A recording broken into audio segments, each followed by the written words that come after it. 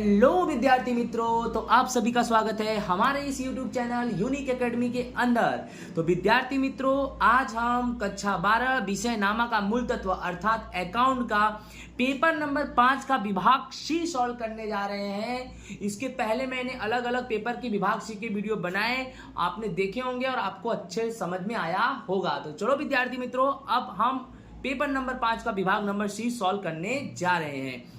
तो क्वेश्चन 31 ये है कि एक्स वाई और जेड एक साझेदारी पेड़ी के साझेदार हैं। जेड को वाई के हिस्से का 5वां भाग। सबसे पहले बेटा 3 साझेदार हैं, एक्स वाई और जेड 3 साझेदार हैं और जेड को वाई के हिस्से का कौन सा भाग भाई? जेड को वाई के हिस्से का 5वां भाग मिलता है। ठीक है, तो सबसे पहले क्लियर करो कि जेड को वाई के हिस्से का 5वां भाग, यानी वाई का हिस्सा मान लो और उसका 5वां भाग किसका निकल जाएगा? जेड का।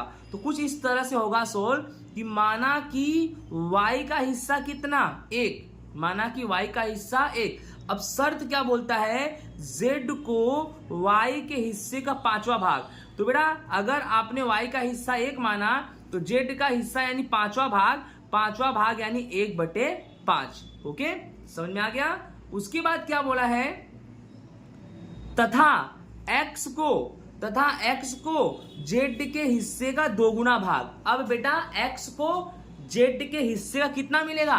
2 गुना मिलेगा। तो चलो इसको भी देख लेते हैं। तो आपको अच्छे से पता है कि जेड का हिस्सा कितना है? 1/5। अब एक्स को जेड के हिस्से का 2 गुना भाग। तो बेटा जेड का हिस्सा है 1/5 और उसका 2 गुना मतलब 2 से कर देंगे गुणा। तो 1 का गुणा 2 में करेंगे 2 और बट्टे में 5 यानी 2/5 तुम्हारा सॉल्यूशन हुआ। ठीक है, इस तरह से अगर बच्चों देखा जाए तो 3 साझेदार हैं, एक्स वाई और बेटा जेड। तो बेटा एक्स का हिस्सा कितना? ये रहा एक्स का हिस्सा 2/5 और बेटा वाई का हिस्सा आपने कितना माना? 1 और बेटा जेड का हिस्सा कितना निकला? 1/5। तो बेटा आप ध्यान से समझो कि यहाँ एक्स में बट्टे में 5 है, जेड वाले भी बट्टे में 5 है, बेटा वाई के बट्टे में 5 नहीं है। तो कैसे निकालेंगे? तो देखो बेटा सबसे पहले वाई के बट्टे में कितना मान लेंगे? 1। देखो इन्होंने यहाँ पे निकाला है वाई बराबर 1, इसके बट्टे में कुछ नहीं तो 1। अब बेटा बट्टे में 5 दोनों में है, एक्स और जेड के बट्टे में 5 है, तो इसके बट्टे में 5 करने के लिए 5 से गुणा करना पड़ेगा। 1 पंजे 5। अब बेटा जितना गुणा नीचे उतने ही संख्या गुणा ऊपर, तो ऊपर भी 5 से, तो 1 पंजे 5 यानी 5/5 बेटा, यानी वाई का हिस्सा कितना आ जाएगा? 5/5। तो क्लियर करो एक्स वाई जेड। बेटा एक्स में ऊपर कितना है? 2 और बेटा वाई में ऊपर कितना है? 5 और फिर बेटा जेड जो है, ओके बेटा ध्यान से समझो। पहले क्या देखो, एक्स है तो एक्स में ऊपर क्या है? 2। फिर वाई में ऊपर क्या है बेटा? 5। अब कौन बचा? जेड। बेटा जेड में ऊपर क्या है? देख लो ऊपर क्या है? 1। तो 1 यानी आपका लाभ हानि का प्रमाण कितना निकल गया इनका? 2, 5, 1 बच्चों। क्या निकला? 2, 5, 1। आगे सवाल में क्या बोला है? वर्ष के अंत में पेढ़ी का कुल लाभ कितना है? 1,92,000। तो प्रत्येक साझेदार को रकम ज्ञात करो। जो भी रकम मिलेगा वो रकम ज्ञात करना है बच्चों। बहुत ही आसान सवाल है, ठीक है, बहुत ही मतलब बहुत ही आसान है। अब करना क्या है कि पेढ़ी का कुल लाभ कितना है? 1,92,000। अब x का निकालेंगे तो x का हिस्सा कितना है? 2। तो 1,92,000 गुणे में 2 बट्टे में कुल हिस्सा 5, 2, 7 और 1 8। तो 1,92,000 गुणे में 2 बट्टे में 8 करेंगे तो कितना आएगा बच्चों? 48,000 आएगा। कितना आएगा? 48। ठीक, y का लाभ कैसे निकालेंगे? तो 1,92,000 y का हिस्सा कितना है? 5 और बट्टे में 8 तो 1,20,000। और ठीक जेड का भी कैसे निकालेंगे? 1,92,000 और बच्चों जेड का हिस्सा कितना है? 1 बट्टे में 8 तो 24,000। इस तरह से ये देखा जाए तो लाभ देख लो जेड का फिर से 1,92,000 और जेड का हिस्सा कितना है? 1। तो गुणे में 1 बट्टे में 8 तो 24,000 निकलेगा। तो ये हमारा पहले नंबर सवाल का क्या था बेटा? सॉल्यूशन था। ओके, क्वेश्चन नंबर कौन सा था ये हमारा?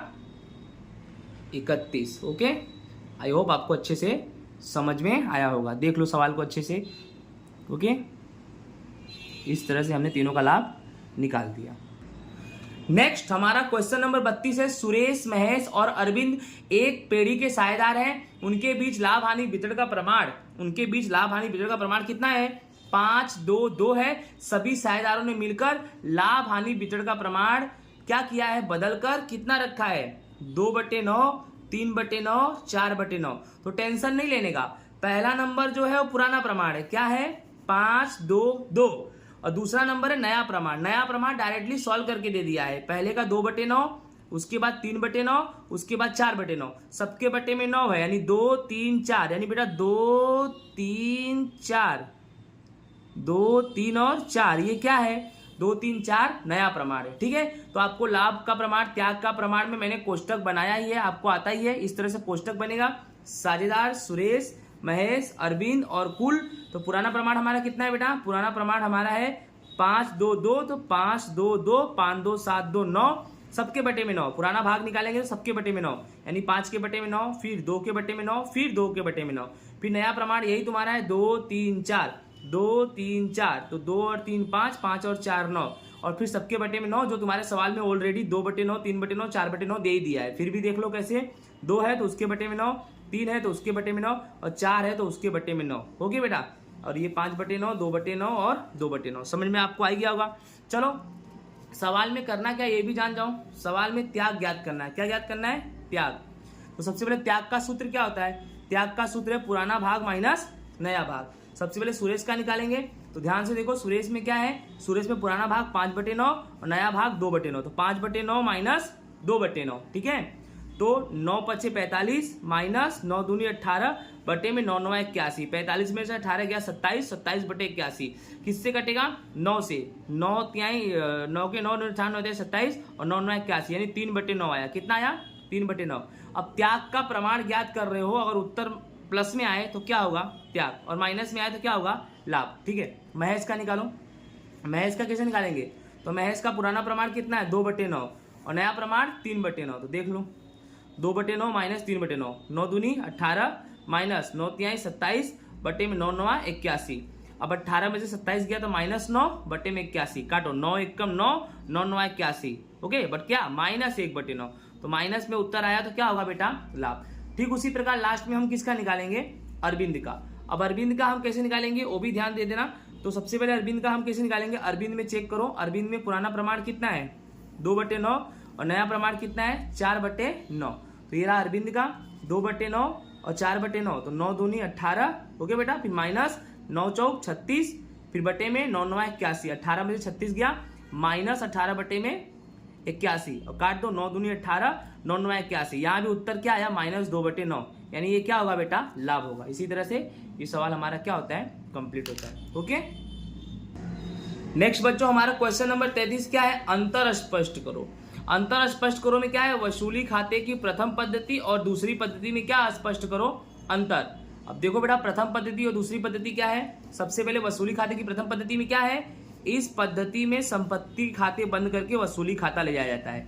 यानी प्रथम पद्धति में क्या होता है, संपत्ति का खाता बंद करके कहाँ ले जाएंगे, वसूली खाता। और दूसरे में क्या होगा, इस पद्धति में पहले संपत्ति को बेचेंगे, बेचने पर जो भी लाभ हानि मिलेगा उसे वसूली खाता ले जाया जाता है। एकदम आसान है। प्रथम पद्धति में संपत्ति का खाता बंद करके वसूली खाता ले जाएंगे, और दूसरी पद्धति में संपत्ति को बेचेंगे, जो भी होगा लाभ होगा या हानि उसको वसूली खाता ले जाएंगे। ठीक है, उसके बाद देखो दूसरा नंबर, इस पद्धति में दायित्व का खाता बंद करके कहां ले जाएंगे, वसूली खाता, और इस पद्धति में दायित्व को चुकाने के बाद जो लाभ हानि बचेगा उसे वसूली खाता। ये भी आसान है।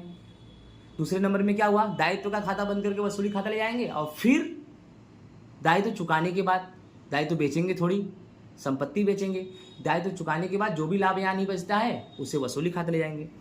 इसी तरह तीसरा नंबर क्या है, इस पद्धति में समग्र संपत्ति और दायित्व को एक साथ बेचा जाता है। यानी प्रथम पद्धति में वसूली खाते के प्रथम पद्धति में समग्र संपत्ति और दायित्व को एक साथ बेचा जाता है, और इस पद्धति में दूसरी पद्धति में संपत्ति और दायित्व को एक साथ बेचा नहीं जाता। ओके, आई होप आपको समझ में आया होगा। ओके, तो नेक्स्ट हमारा क्वेश्चन नंबर 34 है।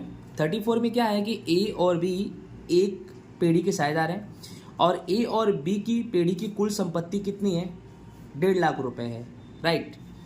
जिसमें से 10,000 क्या है, रोकड़ है। पीढ़ी की शुद्ध संपत्तियां कितनी है, 1 लाख है, और पूंजी और अरामत का प्रमाण कितना है, 4:1। और क्या बोला है कि बी की पूंजी की अपेक्षा ए की पूंजी 20,000 अधिक है, और वसूली खाते की भूल कितनी है, 20,000। तो ये वसूली खाते की भूल 20,000 है, इससे हमसे मतलब नहीं है। ठीक है, हमें क्या करना है, पक्की तलपट बनाना है। क्या बनाना है? पक्की तलपट। सिर्फ और सिर्फ हमें पक्की तलपट बनाना है, ठीक है। तो सबसे पहले देखो हम पक्की तलपट बनाते हैं। पक्की तलपट में एक तरफ होता है पूंजी दायित्व और दूसरी तरफ होता है संपत्ति लेना पक्ष, ठीक है। अब पूंजी दायित्व में ये क्लियर होता है कि तीन चीज़ें होती है, एक होता है पूंजी और एक होता है सामान्य अनामत और एक होता है जिम्मेदारी। ये तीन चीज़ आती है पक्की तलपट के पूंजी दायित्व में, तीन चीज़ आती है, पूंजी, सामान्य अनामत और जिम्मेदारी, ठीक है। चलो सबसे पहले आपके सवाल में पेढ़ी की कुल संपत्ति कितनी है, तो पेढ़ी की जो कुल संपत्ति है वो 1.5 लाख रुपए। कितना है? 1.5 लाख। तो संपत्ति लेना में जाओ और कुल संपत्ति कितना लिख दो? 1.5 लाख, ठीक है। और कुछ और लिखा है कि 1.5 लाख में 10,000 कौन सी संपत्ति है? रोकड़ है। यानी कुल 1.5 लाख में 10,000 रोकड़ है। तो करना क्या है आपको कि कुल 1.5 लाख है, उसमें से 10,000 तुम्हारा क्या है? रोकड़ है। तो 1.5 लाख में से 10,000 घटा दोगे तो 1,40,000 जो आया अन्य संपत्ति है। यानी हमारा संपत्ति लेना पक्ष क्लियर हो गया, ठीक है। कि कुल संपत्तियां कितनी है? 1.5 लाख, जिसमें से 10,000 रोकड़ है। तो 1.5 लाख में से 10,000 घटाएंगे तो 1,40,000 अन्य संपत्ति। अब जैसा कि आपको पता है कि जो 1,50,000 संपत्ति लेना है वही टोटल कहाँ आएगा? पूंजी दायित्व में आएगा, क्योंकि पक्की तलपट में पूंजी दायित्व और संपत्ति लेना दोनों बराबर आता है, ठीक है। तो इधर का हमारा पूरा सोल्व हो गया। अब इधर 1.5 लाख है। अब इधर को हम कैसे सोल्व करेंगे, ध्यान से देखना। इतना तो आपको पता चल गया होगा। अब स्टेप से चलेंगे। सबसे पहले सूत्र लगाएंगे शुद्ध संपत्तियां। क्यों? क्योंकि आपके सवाल में शुद्ध संपत्ति दी है, इसलिए। तो आपके सवाल में शुद्ध संपत्ति कितनी दी है? आपके सवाल में शुद्ध संपत्ति दी है 1 लाख रुपए से, ठीक है। तो शुद्ध संपत्तियां बराबर कुल संपत्ति माइनस कुल जिम्मेदारी। शुद्ध संपत्तियां का सूत्र क्या होता है? कुल संपत्ति माइनस कुल जिम्मेदारी। तो आपका शुद्ध संपत्तियां कितना है? 1 लाख। और कुल संपत्ति आपको अच्छे से मालूम है कितना है? 1.5 लाख माइनस कुल जिम्मेदारी। अब करना क्या है? कुल जिम्मेदारी माइनस में है, इधर लाएंगे तो किस में हो जाएगा? प्लस में। अब इधर बचा 1.5 लाख और 1 लाख प्लस में है, ये प्लस में है, इधर जाएगा तो माइनस में। तो 1.5 लाख में से 1 लाख घटाएंगे तो क्या आएगा? 50,000। यानी कुल जिम्मेदारी तुम्हारा कितना आ गया? 50,000। Clear cut? ओके। पूंजी दायित्व में तीन चीज़ें, पूंजी, अनामत और जिम्मेदारी, जिसमें से आपका जिम्मेदारी आ गया। तो जिम्मेदारी हम कितना लिख देंगे? 50,000। हमारा जिम्मेदारी आ गया 50,000। अब हमें क्या चाहिए? जिम्मेदारी तो हमको मिल गई। अब हमें क्या चाहिए? पूंजी और सामान्य अनामत का रकम चाहिए, ठीक है। अब पूंजी और सामान्य अनामत का रकम के लिए यहाँ पर एक शर्त दिया है कि पूंजी और सामान्य अनामत का जो अनुपात है वह 4:1 है। लिखा भी है पूंजी और सामान्य अनामत का प्रमाण कितना है? 4:1 है, ओके। तो चलो देखो आगे क्या करेंगे हम। एक सूत्र होता है संपत्ति लेना पक्ष बराबर पूंजी दायित्व पक्ष। यानी जो संपत्ति लेना का टोटल आता है वही पूंजी दायित्व का आता है, ठीक है। अब संपत्ति लेना पक्ष बराबर पूंजी दायित्व पक्ष, और संपत्ति लेना पक्ष का टोटल कितना है? 1.5 लाख, आपको भी मालूम है। अब पूंजी दायित्व पक्ष में तीन चीज आती है, एक होती है पूंजी और एक होता है अनामत और एक होता है जिम्मेदारी। तीन चीज आती है, मैंने ऊपर भी बताया था, पूंजी, अनामत और जिम्मेदारी। अब ये तीन चीजें मैंने लिख दिया। अब संपत्ति लेना पक्ष कितना है? 1.5 लाख, यहाँ 1.5 लाख लिख दो। पूंजी अभी पता नहीं है, सामान्य अनामत ये भी नहीं पता है, और जिम्मेदारी बेटा तुमने अभी 50,000 रुपये निकाला। देखो जिम्मेदारी 50,000, यहाँ पे कितना लिख दो? 50,000। अब करना क्या है? पहले 1.5 लाख लिखो, ये 50,000 प्लस का है, इधर ला दो तो क्या हो जाएगा? माइनस। और क्या बच गया? पूंजी प्लस सामान्य अनामत। अब 1.5 लाख में से 50,000 घटाओ 1 लाख, यानी पूंजी और सामान्य अनामत दोनों कितना आया? 1 लाख। अभी दोनों को अलग अलग करना है क्योंकि अनुपात दिया है 4:1, तो दोनों को अलग अलग करना है। फिलहाल में हमारा पूंजी और सामान्य अनामत कितना आया? 1 लाख। अब आपके सवाल में पूंजी और सामान्य अनामत का प्रमाण कितना दिया है? 4:1। तो पूंजी कैसे निकालेंगे? 1 लाख टोटल है, पूंजी और सामान्य अनामत दोनों है इसमें, तो 1 लाख गुणे में 4, पूंजी कितना होगा? 4 बटे में कुल हिस्सा 4 और 1 5, तो तुम्हारा 80,000 आएगी। बोलो पूंजी कितना आया? 80,000। ठीक उसी तरह सामान्य अनामत निकालो, टोटल कितना है तुम्हारा? 1 लाख गुणे में सामान्य अनामत 1 बटे में 5, तो 1 लाख गुणे 1 बटे 5, तो कितना आया बेटा? 20,000 आया। तो सामान्य अनामत 20,000 और पूंजी कितना आया? 80,000। तो यहाँ पर हम सवाल में इसको लिख देते हैं, ठीक है। सामान्य अनामत कितना लिख देंगे? 20,000, और बेटा पूंजी कितना लिख देंगे? 80,000। याद रखना ए और बी में नहीं लिखना है, 80,000 टोटल है। अभी ए और बी हम निकालेंगे। 80,000 पूंजी में ए को कितना मिलेगा, बी को कितना मिलेगा, उसके लिए भी शर्त दिया है, ठीक है। तो चलो देखते हैं क्या बोला है। बी की पूंजी की अपेक्षा ए की पूंजी कितनी अधिक है? 20,000। यही तुम्हारा शर्त है। जो बी की पूंजी है उसकी अपेक्षा ए की पूंजी 80,000 अधिक है, यानी अगर बी की पूंजी निकाल लेंगे तो उसके ऊपर से ए की पूंजी हम निकाल सकते हैं। तो सबसे पहले बी के पूंजी के आधार पर ए की पूंजी निकालनी है, तो हमें बी की पूंजी माननी पड़ेगी। ओके, अब देखो शर्त क्या है तुम्हारा कि बी की पूंजी की अपेक्षा ए की पूंजी 20,000 क्या है, अधिक है। तो पहले बी की पूंजी कितना मान लो, x, और ए की पूंजी 20,000 अधिक है, किससे, बी से। तो बी कितना है, x, और उसका 20,000 अधिक है, यानी x + 20। अब बेटा कुल पूंजी बराबर क्या आएगा, ए और बी दोनों। तो बी कितना है, x, ए कितना है, x + 20। तो कुल पूंजी तुम्हारा कितना निकला, 80,000। आपको तो पता है कुल पूंजी 80,000 निकला है, ठीक है। अब क्या करने का, x और x कितना हो जाएगा, 2x + 20,000। अब 2x, ठीक है, लिखो, और 80,000 में से 20,000 क्या कर दो, घटा दो। तो 2x बराबर कितना आएगा, 60,000। तो x बराबर 2 कहाँ जाएगा, नीचे, 60,000 बटे 2, यानी x बराबर कितना है, 30,000।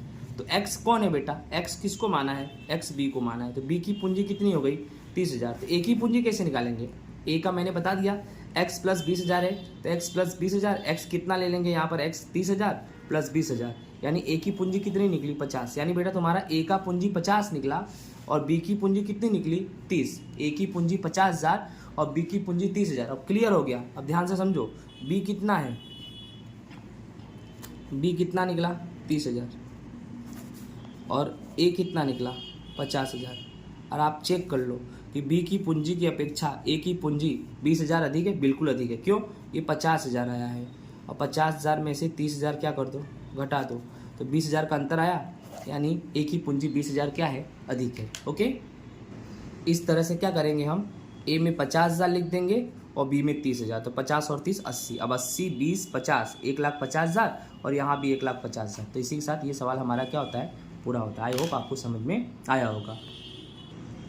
नेक्स्ट हमारा लास्ट क्वेश्चन क्या है, तो 36 नंबर, कि स्वतंत्र बाजार में से अपने डिबेंचर खरीद कर डिबेंचर वापसी के विषय में लिखना है। ठीक है, आईएमपी थियरी है।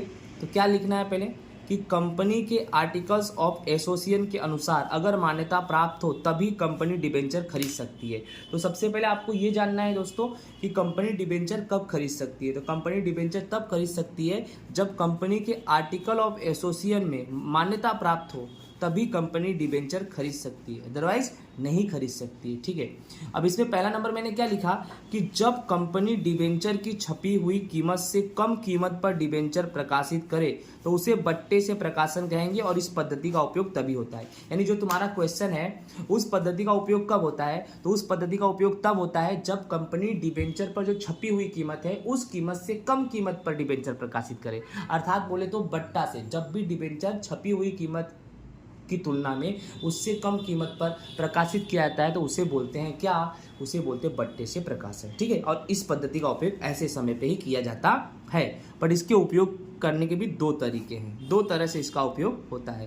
पहला तरीका है कि बोर्ड ऑफ डायरेक्टर द्वारा प्रस्ताव पारित करके खरीदे गए डिबेंचर तुरंत वापस किया जाए तब, यानी कंपनी बोर्ड ऑफ डायरेक्टर के द्वारा प्रस्ताव पारित कराएगी और जो भी खरीदे गए डिबेंचर है उसे तुरंत वापस करना चाहे तब हो सकता है, या तो दूसरा नंबर जब कंपनी खुद के द्वारा डिबेंचर खरीदे गए डिबेंचर रद्द करने के बदले खुद अपने पास रखे तब, अर्थात जब कंपनी खुद के द्वारा जो डिबेंचर खरीदी है उस डिबेंचर को रद्द करने के बदले खुद अपने पास रखना चाहे तब इस पद्धति का उपयोग करते हैं। तो ये हमारा क्वेश्चन था कि स्वतंत्र बाजार में कंपनी अपने डिबेंचर को खरीद कर डिबेंचर वापसी के विषय में क्या लिखना था, तो मैंने आपको बता दिया। आई होप आपको समझ में आया हो।